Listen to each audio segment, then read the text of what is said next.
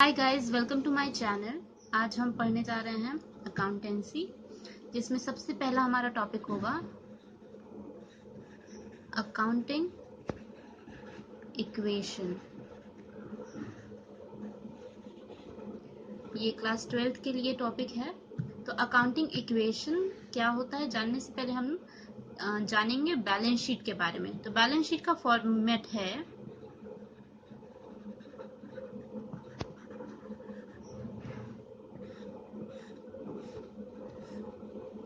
इस साइड आएंगे हमारे लायबिलिटी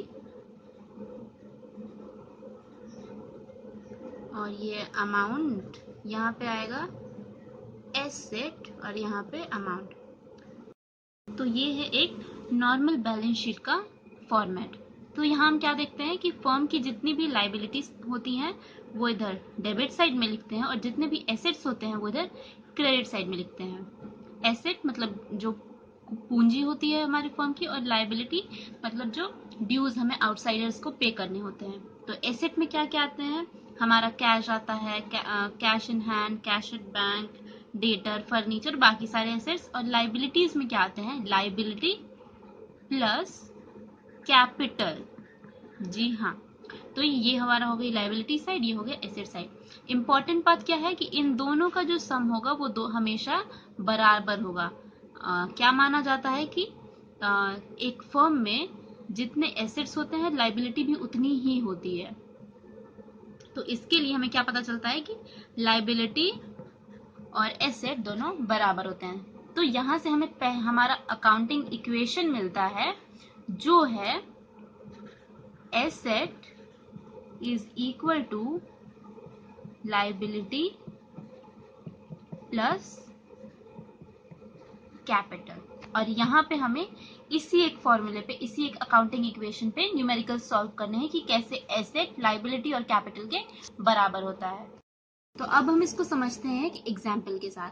मान लीजिए ए है, ए ने बिजनेस स्टार्ट किया है कितने के साथ,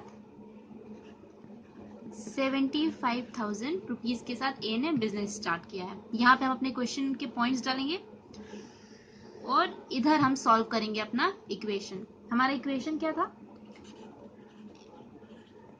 asset is equal to liability plus capital. तो अभी हमने क्या कहा कि ए ने 75,000 रुपीज से अपना बिजनेस स्टार्ट किया। तो 75,000 रुपीज सबसे पहले क्या हो जाएगा, कैपिटल। यहाँ पे लिख लिया हमने 75,000 रुपीज। साथ में वो जो 75,000 रुपीज लाएगा वो किस फॉर्म में लाएगा, वो लाएगा कैश के फॉर्म में। तो आ जाएगा एसेट, कैश जो है 75,000। तो दोनों साइड बराबर हो गए, एसेट और लाइबिलिटी साइड बराबर हो गई। दूसरा पॉइंट हम ले लेंगे कि ए ने फर्नीचर खरीदा 5,000 रुपए के लिए।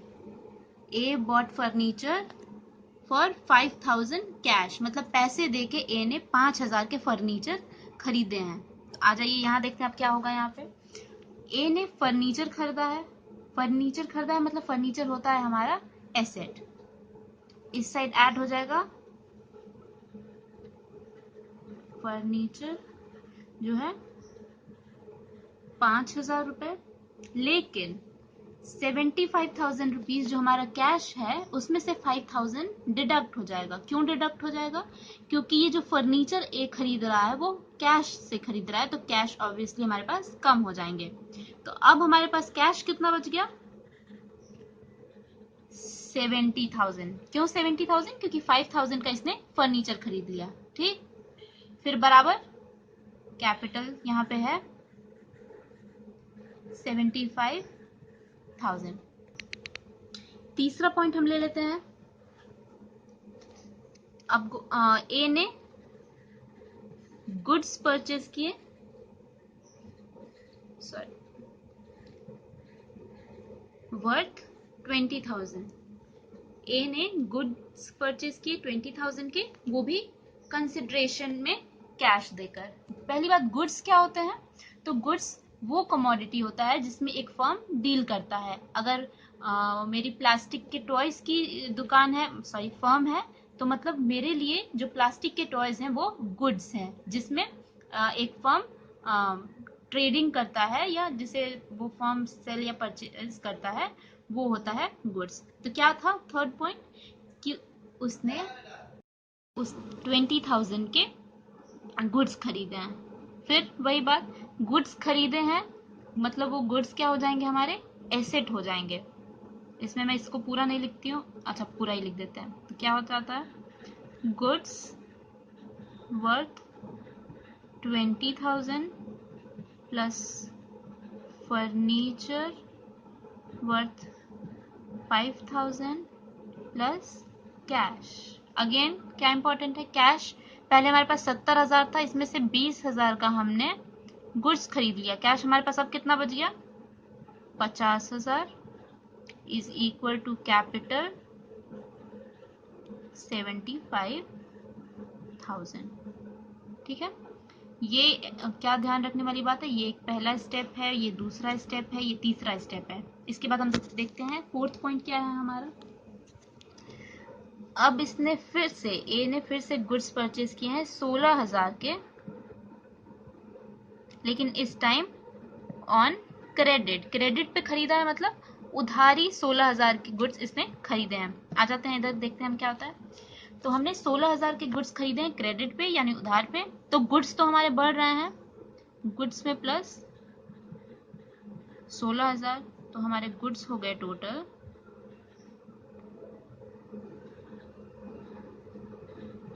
36,000 के। फर्नीचर में नो चेंज,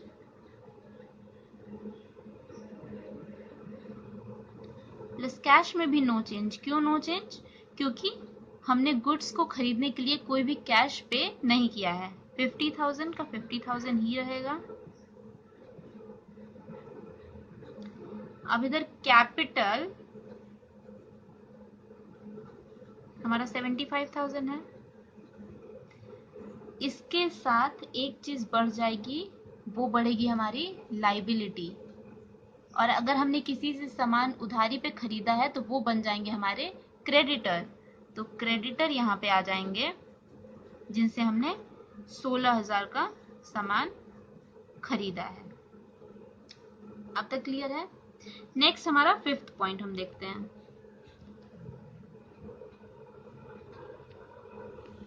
ये बहुत इंपॉर्टेंट पॉइंट है। क्या? गुड्स जिनकी वर्थ है 12,000 रुपीज, इसे हमने सोल्ड किया है 15,000 के लिए ऑन क्रेडिट। क्या कहना है इसका? मतलब 12,000 के जो गुड्स हैं उन्हें हमने 15,000 में बेचा है, लेकिन क्रेडिट पे बेचा है। क्रेडिट मतलब उधारी पे बेचा है। आ जाते हैं यहाँ पे, गुड्स 12,000 के हमने बेच दिए, मतलब गुड्स 12,000 के कम हो जाएंगे हमारे पास से। तो गुड्स अब हमारे पास कितने बच गए?